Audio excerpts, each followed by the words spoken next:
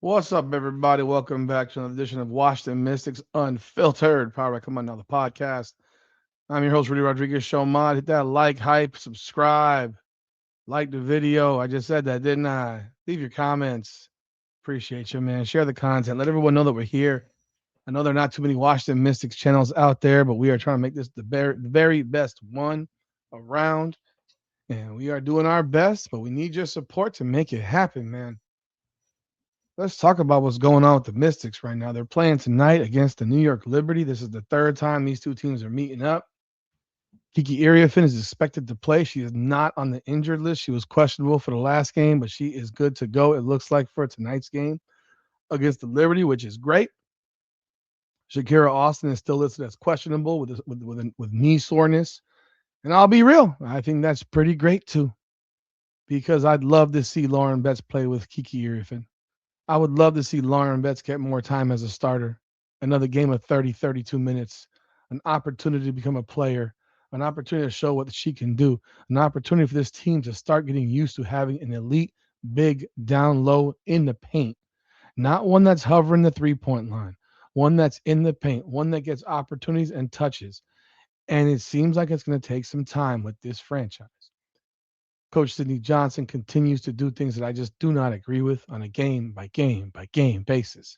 He was forced to start Lauren Betts. She played 32 minutes, had 13 points, 7 rebounds.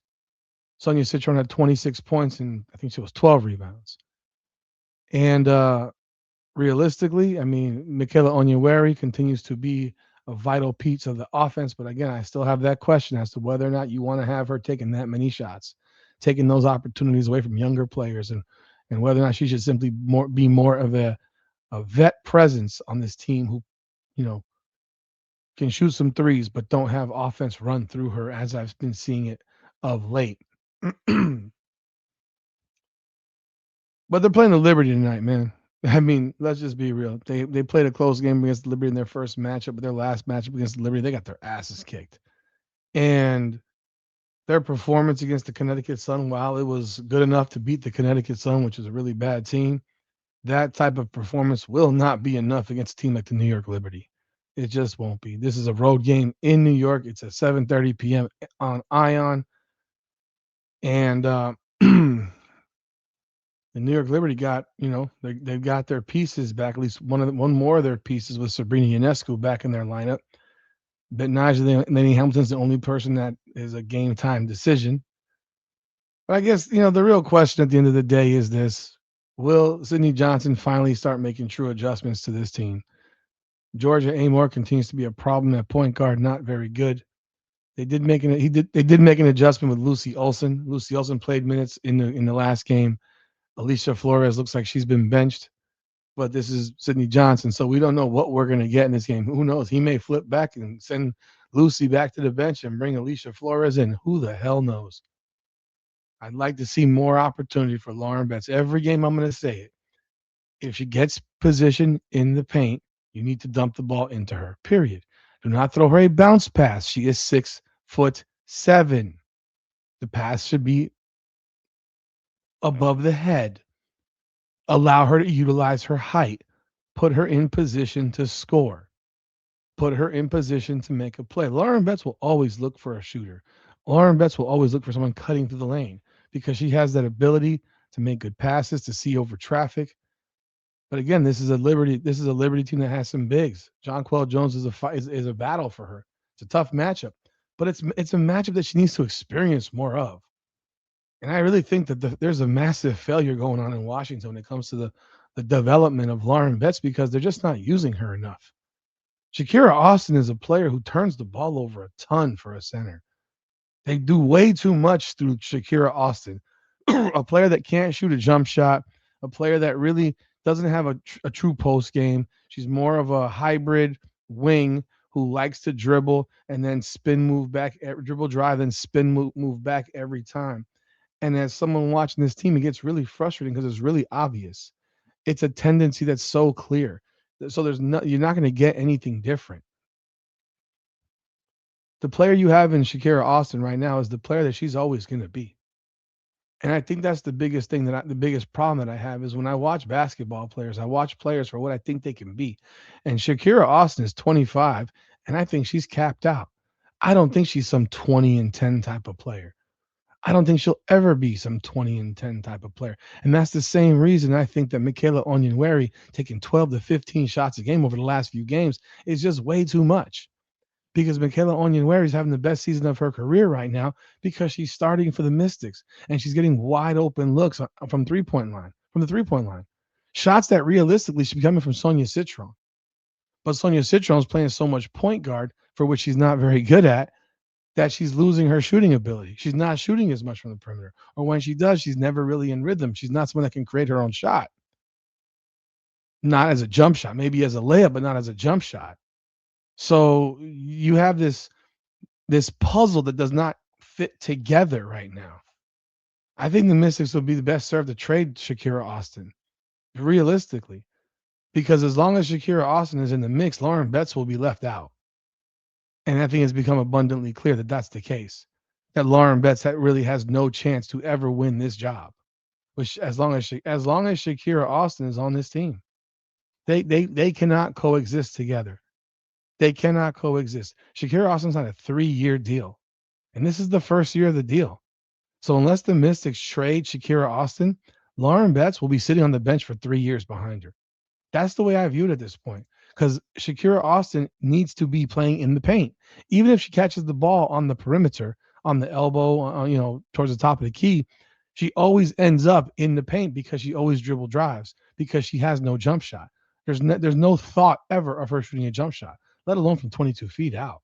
It won't happen. So this is a problem in terms of positioning. Why did you draft a player that you're not going to use, especially with the 4th pick in the draft? So either you trade one or you trade the other, but you're going to have to make a move at some point. I don't know when that's going to be. I don't know when it will be, but I think it's obvious who you're keeping. So why the hell are we having this song and dance with the Shakira Austin experiment? She should get traded because she's holding back the development of Lauren Betts in this league. I'm sorry, but I believe that this team would be way better had Lauren Betts been allowed to start from game 1 and them not gone right to Shakira Austin once she got back from overseas. I just don't see it. This team right now is very, very. It's like these are the pieces to the puzzle, and they're doing this. They don't connect at all. They don't slide in. And it's happening all over the floor.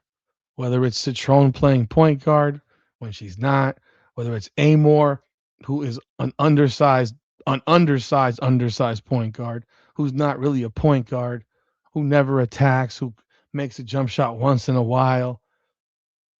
You drafted Rory Harmon. You don't play her. You drafted Cassandra Prosper and Cody McMahon. They play the same position. And then you're playing the one that's not as good as the other one. You're playing a lot of Prosper when those minutes should all go to Cody McMahon. It's just a really, really irritating situation to watch, to be honest, folks, man. I don't like it. I've never liked it. I think it's bad for the game. I think it's bad for this team. So there needs to be something done at some point. I don't know when that's going to happen. Sidney Johnson is the coach and the acting GM at this point. So he's not going to fire himself as a coach. And he's seemingly in love with Shakira Austin. I mean, the way he speaks of Shakira Austin is completely crazy to me. She's a completely mediocre player. I mean, and mediocre is normal in the WNBA because that's where most of the players are in the WNBA. They're mediocre. And it's not a shot at her, but she's just limited. I think Kiki Iriafen is so much better than her. Yet they go to Shakira Austin over and over again, despite having Kiki Iriafen on the opposite side. And I think Kiki Iriafen and Lauren Betts would slide in together because they play 2 separate positions. Shakira Austin and Kiki Iriafen are basically, without saying it, they're very similar players. And people might say I'm crazy, but they're very similar in how they play. Whereas Lauren Betts plays the post. I would never have Lauren Betts setting screens at 26 feet from the rim. It's going to take her too long to roll. It's going to take her too long to roll to the rim. because of the way she moves. Whereas I would have a Kiki Iriafen setting a screen for the point guard. But again, the point guard then can't make the pass because you have a point guard problem. But I would have Lauren Betts sitting on the backside block all day long. You run a screen roll. You run a screen roll right here. Screen, point guard goes in. Lauren Betts backside block. And whether you could do it either which way. Lauren Betts backside block. The screener goes up. The guard comes here. The roll comes right down the middle. Lauren Betts pops to the low block. The or pops all the way out, or something of that nature, but really to the low block. The screener comes back around and pops, and you kick it over to the wing. The wing dumps it in. It's a wide open pass all day long. And it's always open. Lauren Betts is always open in the post. I mean, she just is, but they just can't make a proper passing. Now, looking at this game, you're dealing with the Liberty. Brianna Stewart, Jonquel Jones, great team, 11-4, 6-3 at home, Ion Network. So they opened up as a 5.5 point favorite. The spread's up to 12.5. I mean, that's ridiculous in professional sports. And realistically, I expect it to be much of the same. I think they're going to get smoked. Sorry to say it. We will be live for it, but I think they're going to get smoked. Unless Sonia Citron can pull one out of her ass and you get a hot shooting net from everybody. This team can't score points. They score 81 points a game. They're just not good enough, really. They give up 86, score 81.9. They shoot 44%.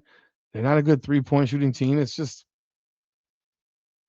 my energy's down, folks. It's 2:15 in the morning as I record, but I just with the questionable thing right now for Shakira Austin, I just hope she doesn't play, man. I want Lauren Betts to get one last shot to show what she's about, to force Sidney Johnson to make a decision, to force him to. Because at a certain point, when fans get loud enough about a situation, if they really want Lauren Betts out there, guess what? They got to make a call. So y'all let me know y'all thoughts in the comments. Hit that like button and subscribe to the channel. This is Washington Mystics Unfiltered, powered by Come On Now, the podcast. Come on now.